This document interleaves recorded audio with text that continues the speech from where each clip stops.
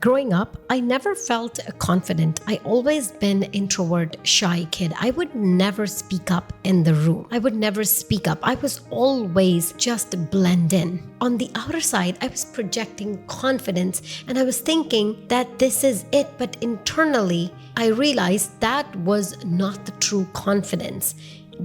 When we project confidence, when we say things like fake it till make it doesn't really build your true confidence. If you want to build confidence, if you want to become dangerously confident, then this video is for you. Hi, if you're new around here, my name is Ankita and I am 37-year-old mom living in Vancouver, Canada, and I'm a brand owner of Ankara. At the age of 35, I decided to rewrite my story. I decided to rebuild my life, quit my 9-to-5, and how I was able to do it if I was just faking the confidence. When we talk about confidence, when I was looking at all the videos on the internet about confidence, they talk about becoming this solid person. But a lot of people miss the point. Confidence, it's actually just the building on the top.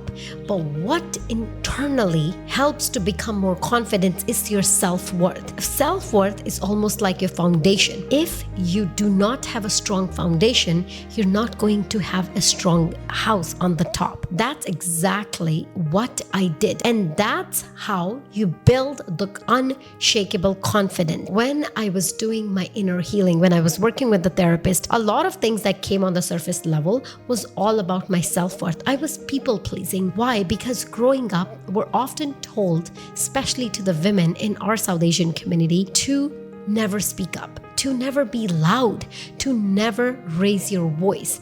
What it does, it always just back in your mind tells you to blend in. And when you are growing up in that environment, what happens is it shows up when you grow up. You often never take up the space. It could be at your workplace, it could be with your partner, it could be anywhere. It doesn't matter. You never take up the space because you're always pleasing others. You just want to make sure that everybody around you is okay with you. Is everybody around you is happy with you. And that's exactly what doesn't build the confidence. Once I started working with my therapist and I started to realize is the people pleasing was the biggest thing. Another thing that really affects our self-worth is always looking for permissions. Like have you noticed if you have to make a decision, you're always constantly asking permissions, even for the small things or big things. You always think a man can make a decision to have his ambitious life. But for a woman, she has to take a permission. It could be from your husband, it could be from your brother, it could be from your son. You're always constantly asking permission from a man to exist. And when you do that, what you tell your brain that you're not important, your goals are not important, you always comes the second. And then your self-worth is constantly being shattered. If internally you're feeling this way, and this is your subconscious, you are never going to build a confidence. By the way, if you want to build a strong self-worth, I highly recommend this book by Jimmy Curran, Lima Worthy. I definitely think that this book is worth it. Every single person should read it, but definitely this resonates a lot with the women because as a woman, we definitely have a lot of self-worth issues. And when your self-worth is not strong, you are never going to build the confidence that you are looking for. Another thing that helped me, which is called the exposure therapy.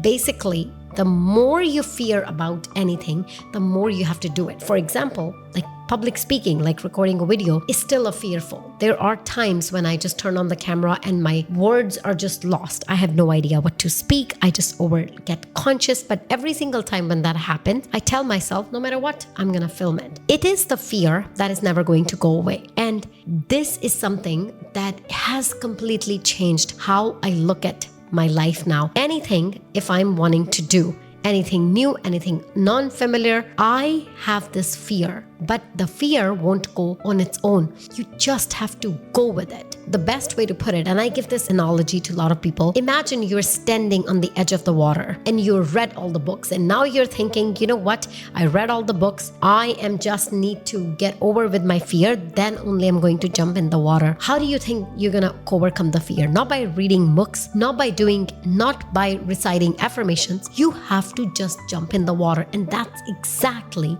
what's going to overcome the fear. When we are doing something for the first time, for example, like a lot of time when I started to post on the social media, I feel cringe. It's just a weird feeling. It just feels like, oh, who gave you this permission to do that? Who gave you that permission that you can speak on the internet and you can make these type of videos? It's just the cringe, the uncomfortable feeling. A lot of time we're not comfortable with it. A lot of time when this feelings comes, we get uncomfortable. And then what happened? We're just like, okay, maybe I should not write these things. Maybe I should not record videos like this. And how do you think you are going to become confident? The more you sit with that uncomfortable feeling, the more you do it. You just need that momentum. You just need to get going. Even when it feels like uncomfortable, even when it feels like cringe, you just have to live with it. The most of the often, we're just not comfortable with that feeling. We wanted to make sure that we are doing what everybody's doing. If I am standing out, I am just gonna look terrible and I am not going to do it. The more I do it, if you ask me, how do you feel about posting video? I still feel cringe, and it's totally okay, because the goal is to keep moving. Whatever the feelings I have, that is internal, that I need to focus on. But how am I going to overcome the fear? Just by doing that thing.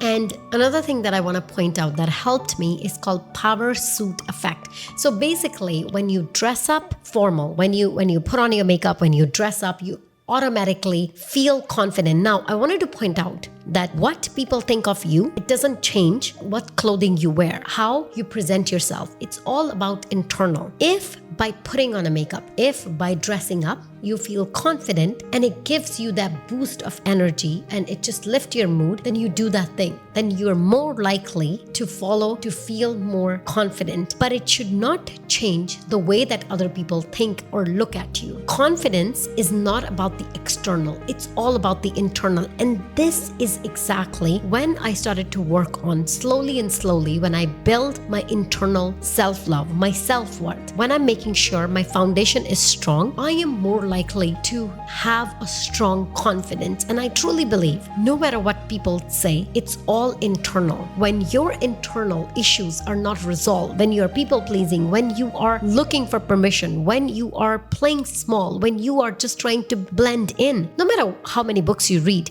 you're never going to feel confidence. If you still think that fear holds you back, if you wanted to start anything and you feel like the fear is holding you back, you wanted to launch, you're an ambitious person, you wanted to launch your business or whatever your thing is, that fear is holding you back, then I highly recommend this video, because I truly think you are going to learn how to overcome that fear. Thank you so much for watching this video.